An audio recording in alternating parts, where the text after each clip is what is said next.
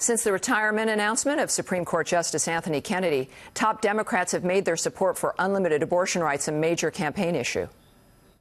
Do we deserve civil rights in this country? Do we get to decide what happens to our bodies?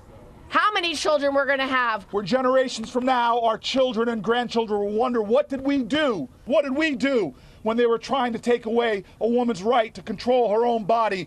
Everyone who cares about saving Roe versus Wade will make their voice heard, right? Yeah! Michael Ware directed faith outreach efforts for the Obama campaign in 2012. He just wrote an article warning that, quote, Democrats are entirely too focused on abortion, end quote. And he recently spoke to Tucker about that article. What did you mean when you said that? That they're too focused on abortion? Yeah, sure. Well, there's a range of implications of Kavanaugh filling this seat that concern Democrats from a Democratic policy perspective, from immigration to voting rights to corporate power and workers' protections. And yet, out of the gate, it seemed like the only thing the Supreme Court was going to rule on was abortion. And you saw major activists and even some Democratic leaders say that the preeminent focus was on Roe v. Wade, which to many Democratic voters and I think many Americans seems a bit off. Certainly, if you're pro-choice, you have a right to ask questions and press Kavanaugh on that like any other issue. But it just seemed to be a bit out of perspective for me.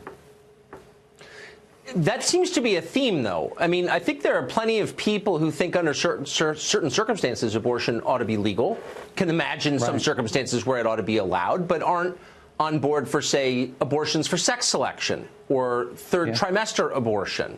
Think there should be some legal limits, some common sense limits on it, and think there are moral implications of it. But that's not the position of the party anymore. Why?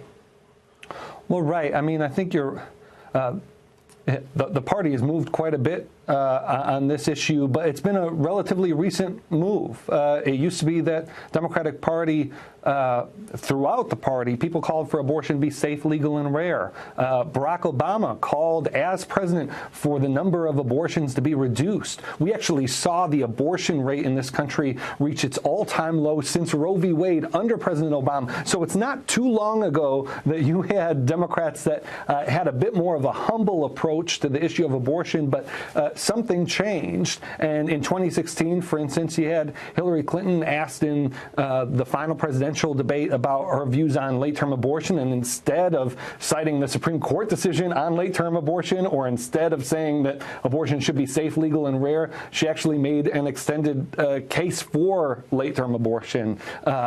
We also saw in 2016 the Democratic Party platform for the first time include a repeal of the Hyde Amendment, which bans federal funding for abortion. And these aren't longstanding Democratic positions, and they don't need to be positions the party carries forward, especially at a time when Democrats are out of power in so many places.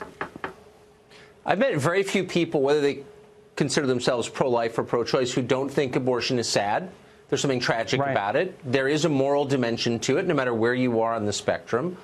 Why not just admit that? And why not say, you know, we actually don't, abortion doesn't make you happy. We don't want a lot of abortions. But if you said that today, I think you'd be disqualified in the Democratic primary. Well, if that's true, then Barack Obama would have to be disqualified. He called abortion a tragic issue. And again, he spoke repeatedly to his desire to see abortions reduced. But there is an activist portion of the party that, frankly, Democratic victories seem to be secondary to them as long as party leaders take the most unapologetic approach to this issue as possible. And I think that we've seen the cost for that. We've seen the cost of that in President Trump being in the White House. We've seen the cost in someone like Senator Pat Toomey representing Pennsylvania instead of Katie McGinty. Right. You know, my hope as a Democrat would be that the party would not take that approach in 2018.